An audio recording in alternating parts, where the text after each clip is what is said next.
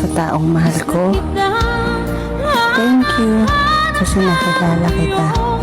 Piniramdam mo sa akin kung gaano kahalaga ang isang relasyon. Kahit puno ng away, selos, tampo, walang sukuan, diba? Walang susuko kasi ganun kita kamahal.